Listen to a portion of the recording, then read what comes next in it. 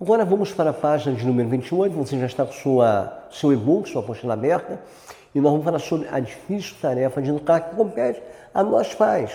Nós somos os primeiros a educar.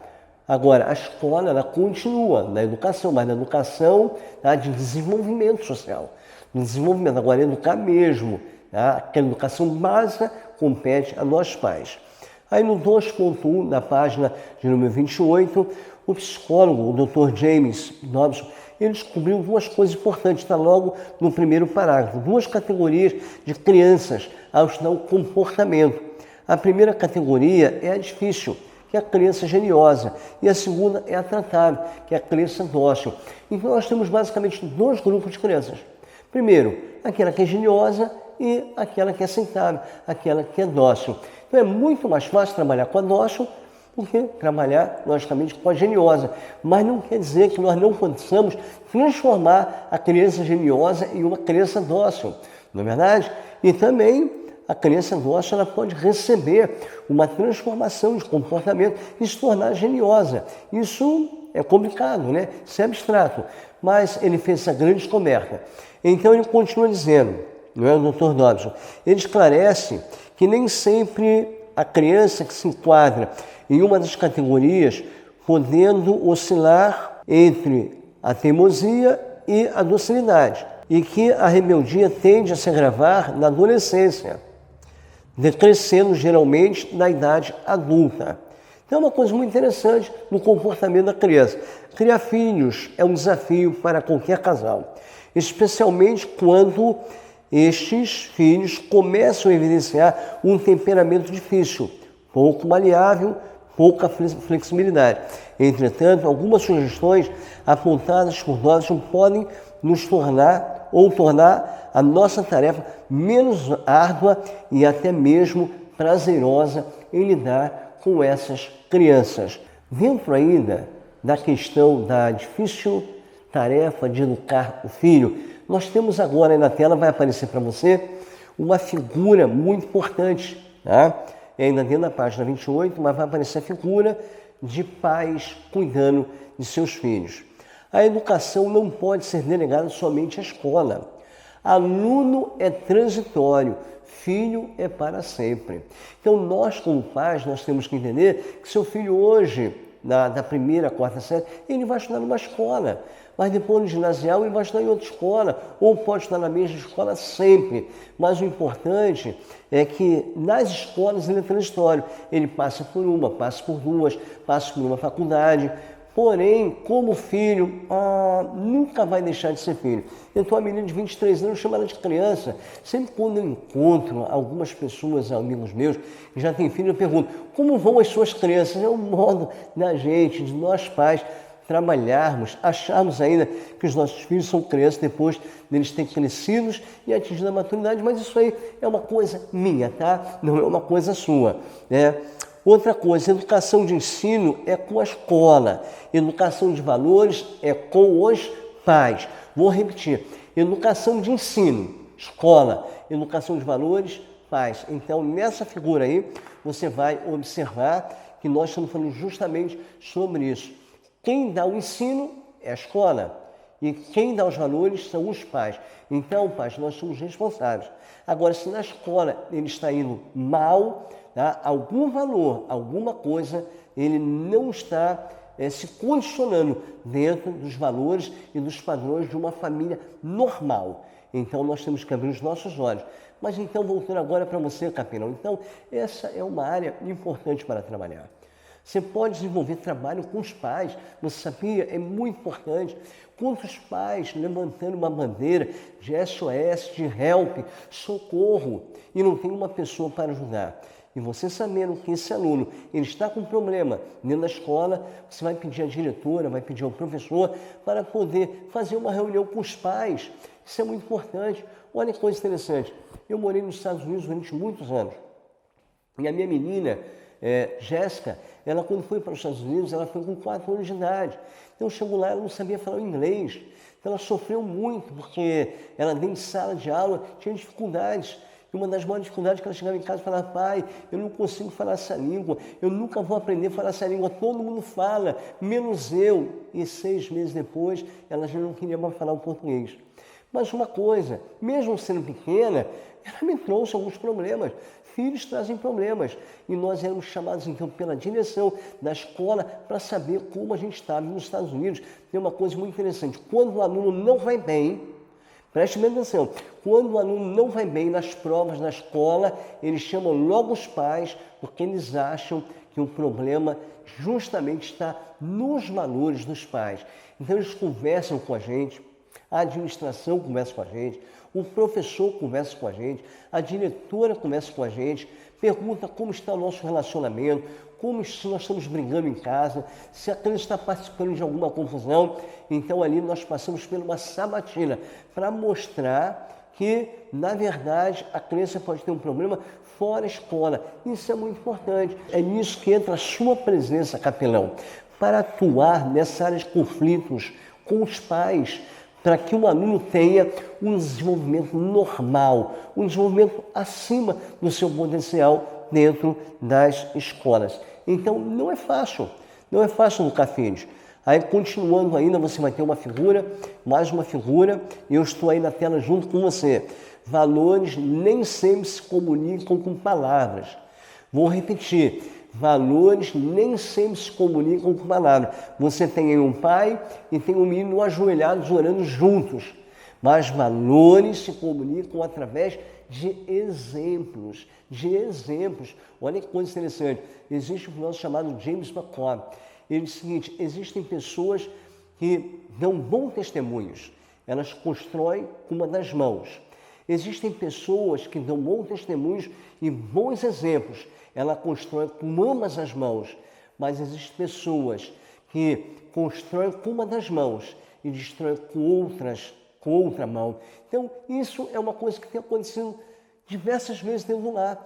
Alguns pais dão bons conselhos, mas péssimos exemplos. Alguns pais dão bons conselhos e bons exemplos. Então, constroem com ambas as mãos. Mas quando nós aconselhamos o nosso filho, mas não damos bons exemplos, nós construímos com uma das mãos e nós acabamos destruindo com outra mão. Então falamos muito e ouvimos muito pouco. Quer ver a linha de comunicação? A linha de comunicação tem que ser estabelecida entre você e seu filho. Tem que haver uma linha de comunicação para ver como ele está se comportando fora de casa, como ele está se comportando onde ele vai, como ele está se comportando com as amizades. O pai precisa ter uma agenda do filho. Uma agenda para poder conversar, para poder bater um papo. Eu vi um grande pastor, que foi o pastor que me deu aula no doutorado de teologia nos Estados Unidos, Dr. Thomas Cherry. Ele falou uma coisa muito importante, eu não sei se você sabe, mas eu quero contribuir com esse testemunho para o seu crescimento, capelão. Ele contou para a gente, eu nem sabia, depois que eu fui trabalhar nos Estados Unidos, eu trabalhei como pastor lá durante muitos anos, eu fui descobrir que nós ganhamos por hora, diferentemente do Brasil, que nós ganhamos por quinzena ou mensalmente. Então lá paga-se por hora.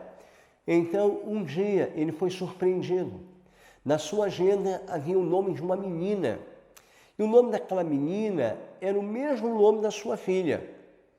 E quando ele pediu para que aquela menina entrasse no seu gabinete para conversar com ele, quando a secretária abriu a porta, entrou a filha dele, sentou-se à frente de sua mesa, ele perguntou, mas minha filha, o que você está fazendo aqui, minha filha?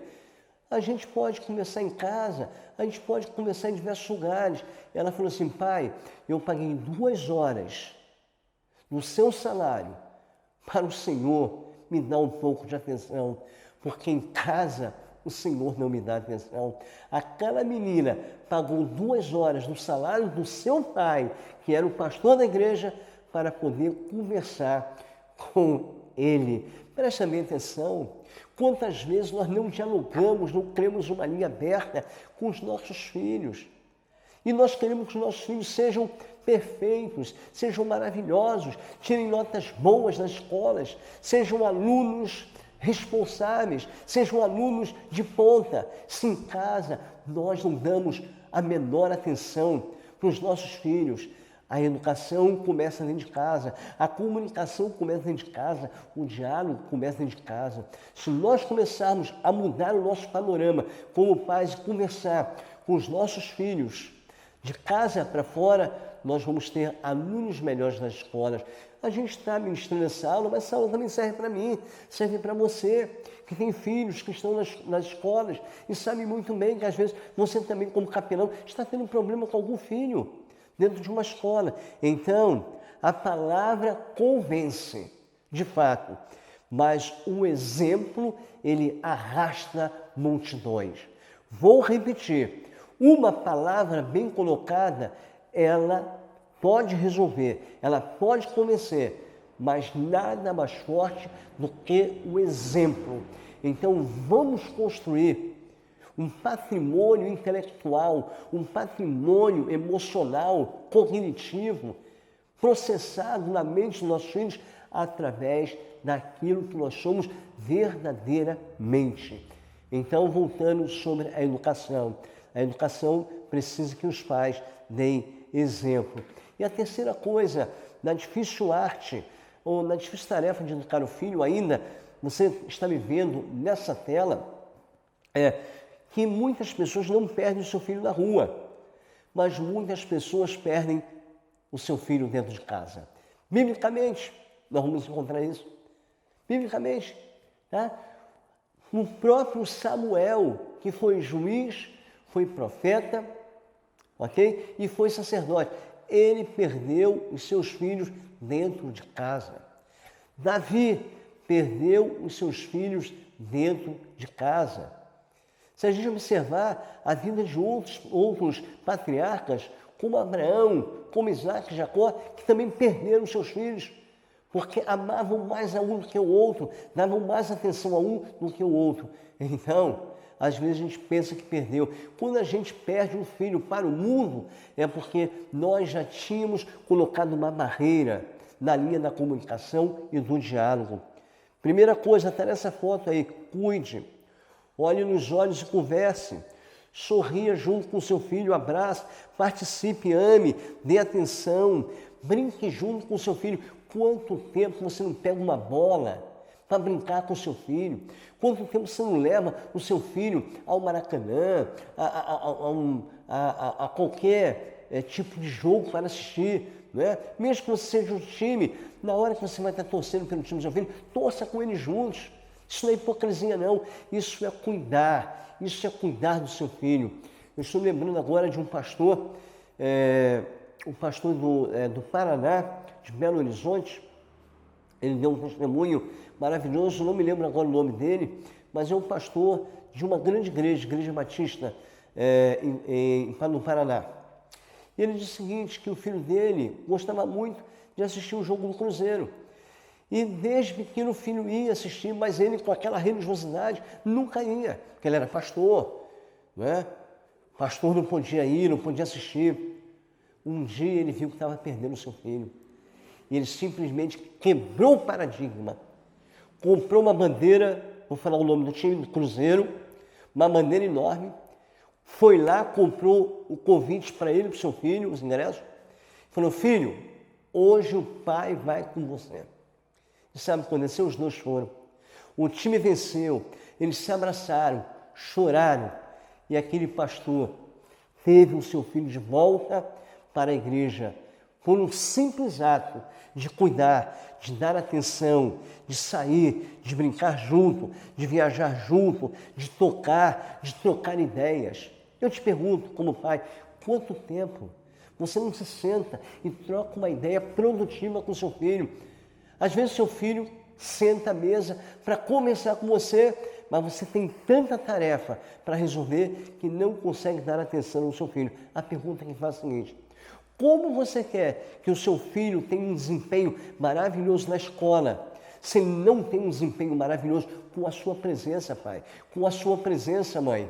Então, o capelão é essa pessoa que vai fazer, tá? Esse trampolim, vai entrar nessa ponte, vai atravessar essa dificuldade e criar um bom relacionamento quando o aluno não estiver indo bem na escola, para que ele possa trazer bons resultados, não só para a escola, mas principalmente para dentro do seu lar, trazendo boas notícias, notícias alvissareiras, que vão fazer com que a sua família sintam orgulho desse menino, dessa menina, ou desse jovem, ou desse rapaz.